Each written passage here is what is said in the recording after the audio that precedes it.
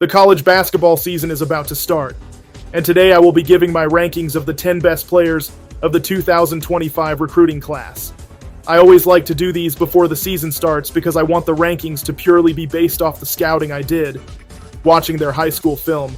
I made a playlist where I have put all the incoming freshman breakdowns, including many players that will be covered in this video. Please check that out if you want to see more in-depth explanations. The rankings in the list are based off how I think they will perform during their entire college career, not just their freshman year specifically, as I think a lot of these players have potential to be much better than they are when they leave college, than when they first entered it. I'll revisit all these players during the season like I did for the 2023 and 2024 class. I want to preface by saying, there's a lot more than 10 good players in the recruiting class. These are just the 10 I think will be the best. Knox is the 6th ranked recruit according to ESPN, and I think she's going to have a big role for LSU over the years. LSU is a team that always leans heavily on their post play, and Grace will be someone they can depend on, especially defensively. I see a lot of Michaela Timpson in her game. Just like Timpson, she is a very raw player, but the skills to be an effective post player are clearly there. She's not the tallest post in the world, but her athleticism more than makes up for it. She plays with a high motor, is great at rebounding, and is a sneaky good defender. Her offense needs some work. She loves taking jumpers, which is great, but needs to knock them down with more consistency. But her defense is something that can translate right away and provide LSU value her freshman season and the rest of her time there. For the 9th best recruit, I'm going with Emilee Skinner. Emilee Skinner is the perfect mold for a point guard. She's 6 feet tall, which will allow her to see over a lot of defenders. She is great at taking care of the ball and not causing turnovers. She sees plays before they happen, and she's a solid shooter. On top of her great floor general abilities, she is a very good defender. Duke could not have asked for a better player to fit their team than Skinner out of this recruiting class. She's quite literally everything they needed. I think she's going to be pivotal to Duke's success, as quality point guard play is the ultimate bottleneck when it comes to a team's ability to contend for a title. Emilee Skinner is probably the safest recruit out of this class. She's probably not going to be a superstar, but there is no risk of her being a bust. I see her floor being a Raven Johnson type player, with her ceiling being Veronica Burton. Agot Makeer is a player with immense potential. She's a 6'1" wing who can handle the ball like a small guard. She has a nice pull-up game, and she has tools to become a really good defender on the next level. South Carolina has a starting lineup that will be able to give them a lot of scoring, but their bench will need a player who can step up and create some offense. I believe Agot will have the ability to do that in her freshman year, and over time she will develop into a starter who is a major part of their offense. Ironically, I think she's the inverse of the player I just talked about right before her, which is Emilee Skinner. Agot is more of a risk as her game is more flawed, but the upside is one of the highest out of anyone of this class. If she continues to get stronger and develop better defensive instincts, which are two things South Carolina is great at doing, she's going to be elite. At her peak, I think she can be a DeWanna Bonner level player. A tall guard who is an absolute matchup nightmare who can also defend. Pauldo reminds me a lot of Jelani Cambridge. Cambridge is an athletic, high IQ guard who had a very successful season at Ohio State, and I think Mia will be able to do the same. Mia is only listed at 5'5", but she is an absolute dog. I have no doubt that even at her small height, she's going to be a great college player. We've seen small guards that are extremely skilled be able to make a massive impact for their teams, and Mia falls into that category. She will have more trouble getting to and finishing at the rim because of her size, but her speed, passing, and shooting are things that will translate right away. One thing I have questions about is how Kim Caldwell will handle the minutes with her sister.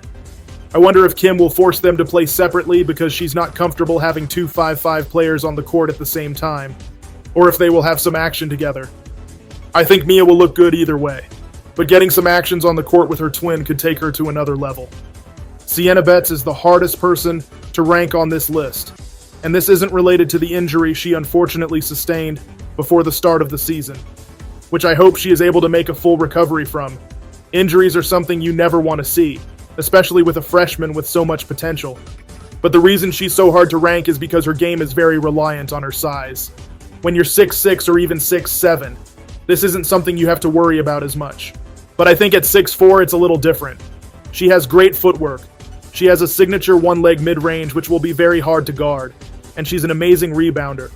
These are things I have no doubt will translate and allow her to be one of the better posts in the Big Ten. I'll go more in depth when I post the breakdown for her, but she makes me nervous because I see a lot of Kate Caval in her.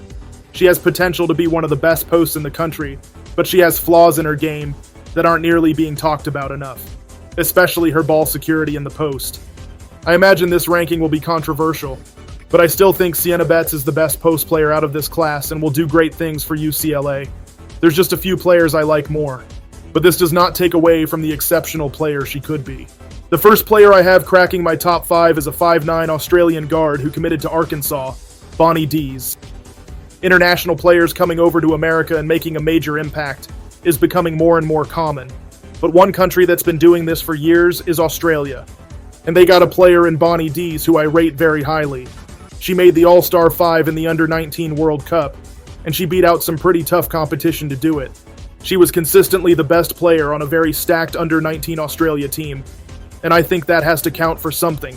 She's going to Arkansas, where she's going to have the ultimate green light. I think that's a blessing and a curse. It will also allow her to fully showcase her offensive capabilities and put up some big numbers. But she's also going to be very high on a team scouting report, and it's going to be hard for her to elevate the talent around her to being a premier team in the SEC. But I have a lot of faith in her as a player. She's a player who can score very well both on and off the ball, is a solid passer, and is a scrappy defender. I think she will be Aaliyah Chavez's biggest competition for SEC Player of the Year, and not someone that should be taken lightly.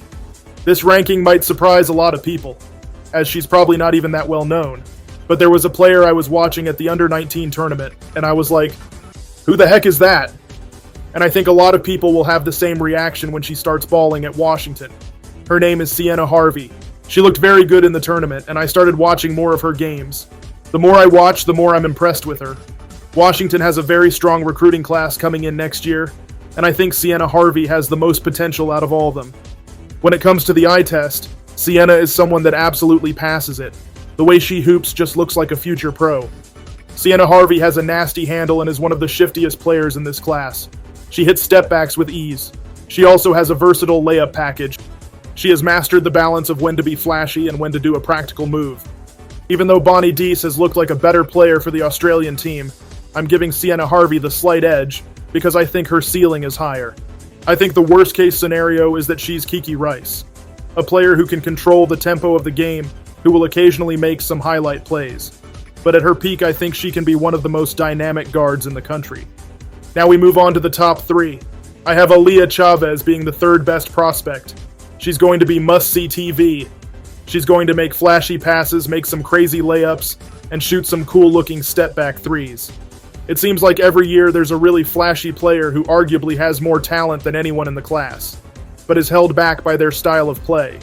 She's a player, if she reaches her full potential, she's going to routinely put up games with 20-plus points and over 10 assists. But she's also a player where she could look like a Jordan Poole, a player who occasionally makes great highlights, but is annoying their teammates with horrendous shot selection. I think she will fall somewhere in the middle and be a Georgia Amore level player, which I think would be an amazing outcome for Oklahoma. She reminds me a lot of LaMelo Ball, both in a positive and a negative way. She's a dynamic scorer who has incredible playmaking ability, but needs to make massive improvements to her shot selection and defense to be in consideration for one of the top players in the country. I have Nyla Brooks as the second best prospect in this class, which is probably higher than anyone outside of North Carolina fans would have her. But I think she's flat out special and is criminally underrated. They made up for it by signing Jordan Jackson, but I don't know how Brenda Freese let Nyla Brooks leave the DMV. I'm telling y'all, she's going to be an absolute problem. She's Diamond Miller with a better jump shot. She's 6'1", athletic, and can dribble.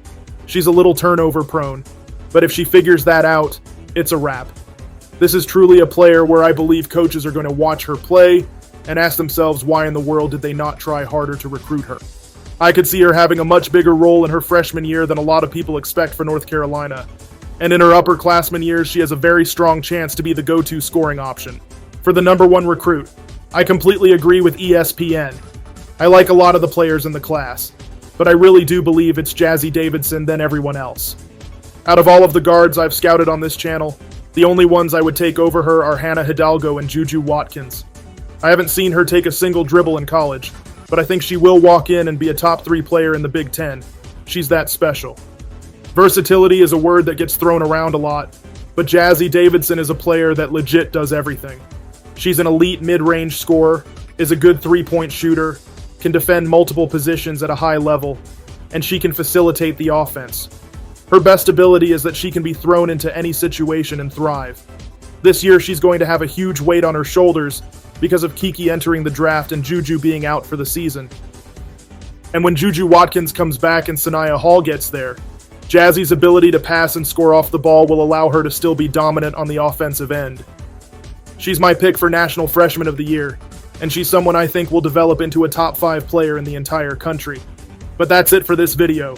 Who do you believe are the best players in the 2025 recruiting class? Is there anyone you learned about or someone you think I'm sleeping on? I'd love to hear your thoughts.